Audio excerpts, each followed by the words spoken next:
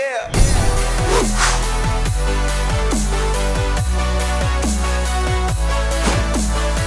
Welcome back to the Gridiron Expert, bringing you some of the best college football news, predictions, and analysis. Yesterday, we took a look at the top 5 surprising teams of the 2019 season.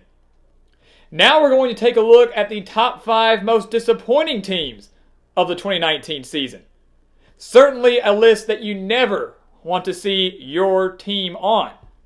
But nevertheless, we did find 5 teams that we thought really had some high and lofty expectations last season and fell way, way short. There were way more disappointing teams than there were surprising teams, but we were able to narrow it down, and we'll kick it off with a team out of the ACC.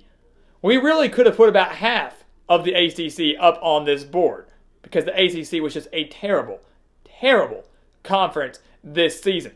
But one team that really stood out to me as being a major disappointment was the Syracuse Orange, a team that had very high expectations coming into 2019. In 2018, finishing the year 10-3, they kicked off 2019 at number 22 in the nation. So even though they lost Eric Dungey and some key starters from that 2018 squad, many thought that Tommy DeVito, who had plenty of playing time behind Dungey, was going to do just fine. That the defense was going to be one of the best we'd seen in a while from Syracuse, and that they were going to be just fine. And that Week 3 date against Clemson was where College Game Day was going to go and could be a huge upset alert for the then defending national champions. None of that happened. None of that happened for Dino Babers and the Orange. They took care of Liberty in Week 1, but in Week 2, got it handed to them pretty dang bad, 63-20 against Maryland. A team that we don't have up here because they didn't have high expectations. They started hot and then fell off. But at the beginning of the year, Maryland looked like maybe the best team in the country, but fell 63-20 to the Terrapins. Got annihilated at home in the Carrier Dome to Clemson. Syracuse did not win consecutive games more than once this season. They did it just once, and those 2 wins came against Western Michigan and Holy Cross. To me, not very impressive. They finished 2019 5-7 and a very poor 2-6 in ACC play.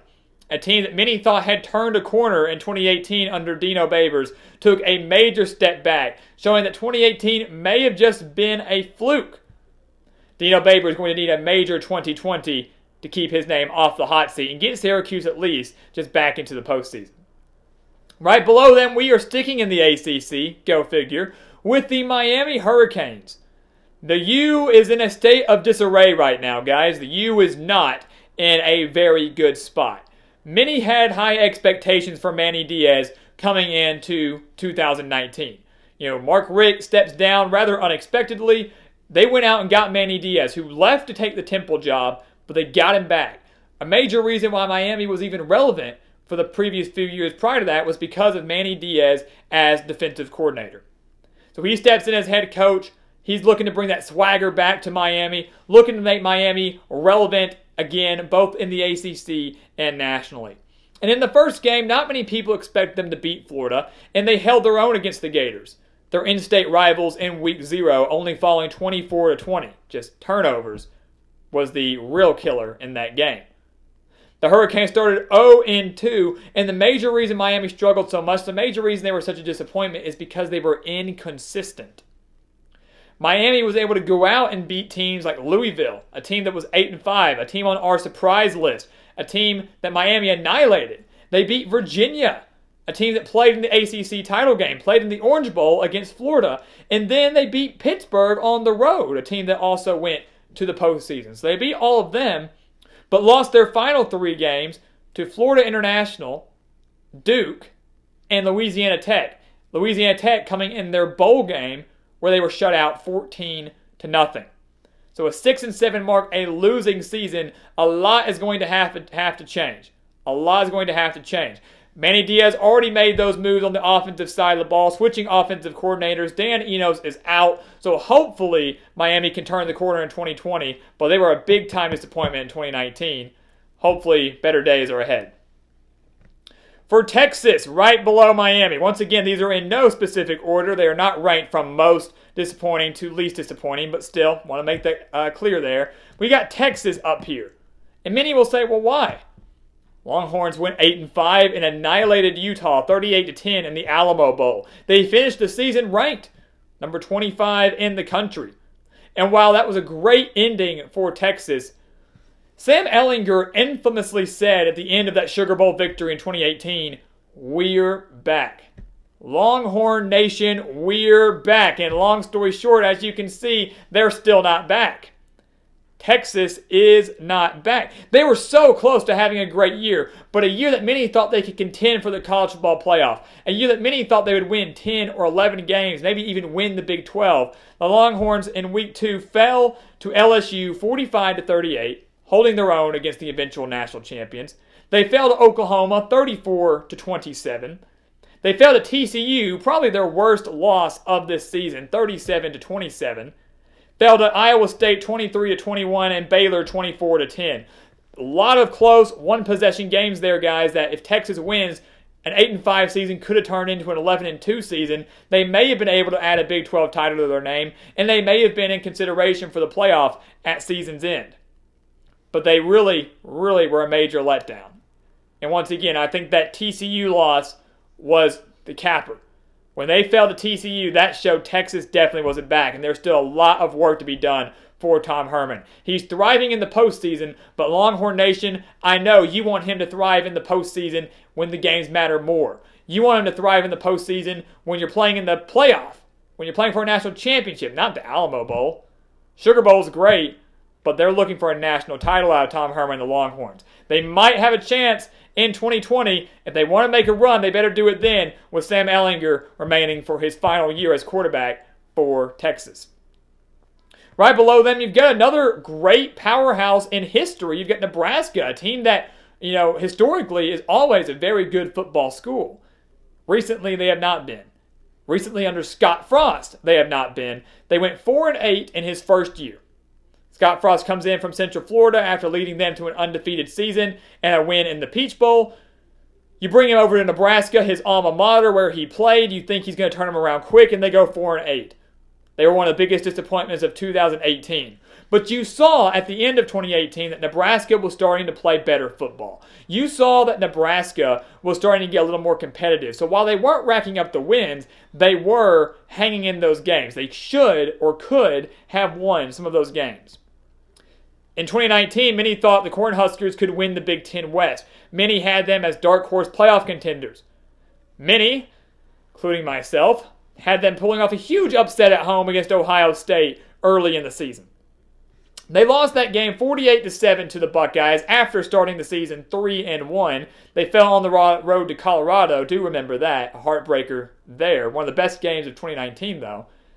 They then proceeded to lose 5 of their final 6 games. They went 1-5 down the stretch. 3 of those games decided by just one possession. So very similar to 2018, where if Nebraska could just get the job done, if Nebraska could have just won a few of those games, maybe not made as many mistakes, or been able to get a couple more field goals or touchdowns, they would have won the game. And if they win those games, they go to the postseason.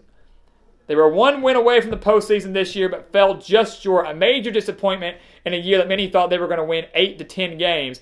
And Scott Frost, I hate to say it for you Cornhusker fans, he's on the hot seat in 2020. He fails to make the postseason in year 3 with the Cornhuskers, he's out. And that Scott Frost experiment did not go over very well. And then finally we have Missouri up here out of the SEC. So we've got 2 ACC teams, a Big 12 team, a Big 10 team, and an SEC team. And this one is the Missouri Tigers.